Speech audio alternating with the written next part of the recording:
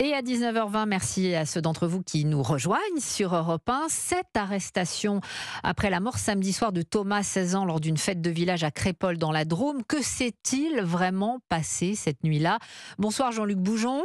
Bonsoir. Vous êtes toujours en direct de Crépol. On a déjà tout à l'heure écouté un extrait du témoignage de Josette dans le journal de 19h. Elle faisait partie du comité d'organisation de la fête du village et elle était là au moment du drame.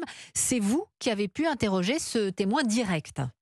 Oui, Josette, c'est un des piliers de ce comité des fêtes de Crépol, à l'initiative avec d'autres de l'organisation de ce bal d'hiver pour les jeunes du village, pour créer, comme elle dit, un moment de rassemblement, de fête. Elle était donc présente samedi soir avec sa fille, avec son gendre et avec ses 3 petits-fils, des amis de Thomas, la victime âgée de 16 ans, mais à la base venus faire la fête comme lui.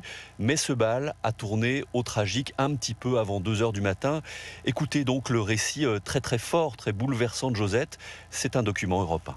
Le bal finissait, ça devait être 1h30, 2h moins le quart. La sono a demandé à ce que c'était fini, donc on pouvait sortir. Donc les gens étaient prêts à sortir. Et au moment où certains jeunes sortaient, il y a à l'inverse, dehors, d'autres qui voulaient rentrer. Et comme le vigile a interdit l'entrée, vu que c'était la fin, on n'allait pas non plus les faire rentrer. Voilà, ça a dégénéré comme ça. Et ils sont venus, ils avaient déjà des couteaux. Des longs couteaux qui devaient faire entre 20 et 25 cm, ça je peux le confirmer. Et ils sont venus et... ils ont fait leur petite guerre. Leur petite guerre, vous dites? Oui, ils voulaient tuer du blanc. Je un point d'interrogation vrai ou faux. Mais par contre, ils ont massacré des gens. Ils sont arrivés avec leurs couteaux, ils plantaient le premier qui sortait. Le premier, ça a été d'abord le vigile, et suivi après des autres. Les autres jeunes voyant qu'il y a la bagarre, vous ferez quoi? Vous sortez défendre votre famille, non? Et après, voilà, et eux, c'était tout au coup de couteau. Ils venaient pour ça. Ils sont venus, ils ont encerclé la salle des fêtes pour ça. Et ils n'étaient pas tout seuls, il n'y avait pas que. Ils sont venus avec des parpaings, ils sont venus avec des couteaux. Alors moi, je pense qu'on ne vient pas à un bal avec des parpaings et des couteaux. Il y a eu du sang à l'extérieur, bien sûr, énormément. Mais le plus, c'était dedans aussi, pas mal. Je dis, ça ressemble à une boucherie pour simple et bonne raison. C'est que ces personnes qui saignaient, on les a fait rentrer quand même pour les protéger. Et que le temps qu'elle traverse la salle pour aller jusqu'à tel endroit, le sang, il pissait. Hein. On s'aurait cru dans un truc de guerre, c'est tout. Après, les pompiers sont venus, les transfusions, les machins, je vous dis un truc de guerre. Et c'était comme une attaque. C'était pas une rixe, ça c'est formel, c'était pas une rixe. Parce que personne n'était contre personne. Ces jeunes sont là pour s'amuser. Et d'autres sont arrivés pour tuer. Il faut arrêter de mettre des excuses de n'importe quoi, c'est pour tuer. Alors, de quel quartier? On ne peut pas vous dire. Nous avons la Monnaie, nous avons Front-Barlette, on ne sait pas. Peut-être d'un, peut-être de l'autre, peut-être des deux, peut-être de personnes d'ici. Mais c'était des gens qui venaient pour tuer. Et ce n'étaient pas des adultes. Ceux qui tuaient, ce n'étaient pas des adultes. Ils devaient avoir 16-17 ans et encore. Donc c'est des gamins. Ils étaient cachés, cagoulés? Survêtements, Adidas, machin, et capuche. Mais on voyait quand même un peu leur visage? Oui, mais bon, dehors, vous ne voyez pas, puisqu'il n'y a pas de lumière. Plus qu'avec l'histoire de l'écologie, nous ne mettons pas la lumière sur rien du tout, donc nous sommes dans le noir complet. Leur force à eux, c'était de planter n'importe qui. Pourquoi ils ont fait ça? Qu'est-ce qui s'est passé? Allez-y leur demander. Peut-être qu'ils vous expliqueront, parce que nous, on n'a pas d'explication. Il y a eu un problème pendant le bal? Jamais eu de problème. Pendant le bal, il ne s'est rien passé?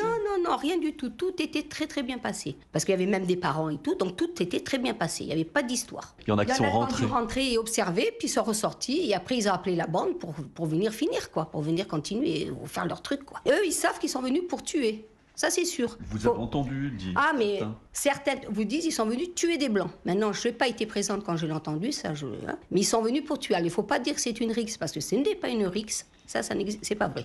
Ils sont venus pour tuer. Ils avaient l'intention de tuer. Vous aviez des enfants ou des petits-enfants? Moi, j'avais 3 de mes petits-enfants qui étaient là-bas dedans. J'avais le petit gamin qui s'est fait tuer. Le petit Thomas, je le connais parce qu'il venait chez ma fille. Alors, je trouve que c'est aberrant. C'est tout. Et comment ils sont, vos petits-enfants?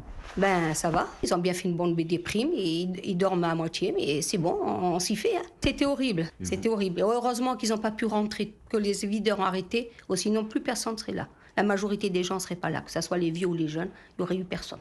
Parce qu'ils étaient là pour tuer, ils voulaient tuer. Et nous, là-bas, dedans, personne n'avait des armes, hein. Ni couteau, ni rien. Hein. Donc, pour se défendre, il y avait que les pieds et le poing. J'espère bien qu'on les punira et qu'ils n'auront pas des excuses. Surtout pas d'excuses. Parce que même si vous avez 13 ans, que vous poignardez quelqu'un, vous n'avez pas d'excuses. Je suis désolée, mais on ne met pas d'excuses à ça.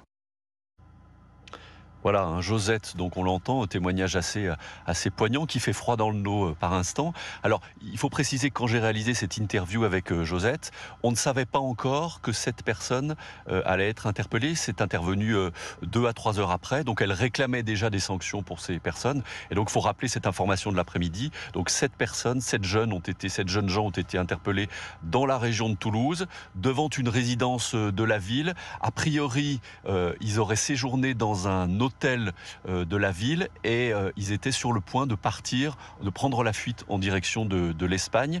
On aurait retrouvé des documents, notamment une carte de bus qui aurait permis de les identifier formellement, mais cela faisait un petit moment, plusieurs heures, plusieurs jours même peut-être, que les gendarmes étaient sur leurs traces. Ils attendaient le bon moment, notamment avec la téléphonie, avec une enquête faite de recoupement, d'analyse, de vidéosurveillance. Donc ces 7 personnes ont été arrêtées. Elles vont être transférées, ramenées dans leur région d'origine. Donc on ignore encore si c'est à Valence, c'est peut-être plutôt à Grenoble, puisque ce sont les gendarmes de la section de recherche de Grenoble qui sont en charge de cette enquête. Ils vont être entendus pour essayer de comprendre ce qui s'est passé, pourquoi cette attaque, pourquoi cette bagarre, parce qu'a priori, et quand on entend Josette, il n'y aurait pas de motif réel pour cette attaque, pas de problème lors de ce bal. C'est un acte gratuit, c'est un petit peu ce qu'elle décrit. Merci beaucoup Jean-Luc Bougeon pour ce témoignage exclusif Europe 1 depuis Crépol dans la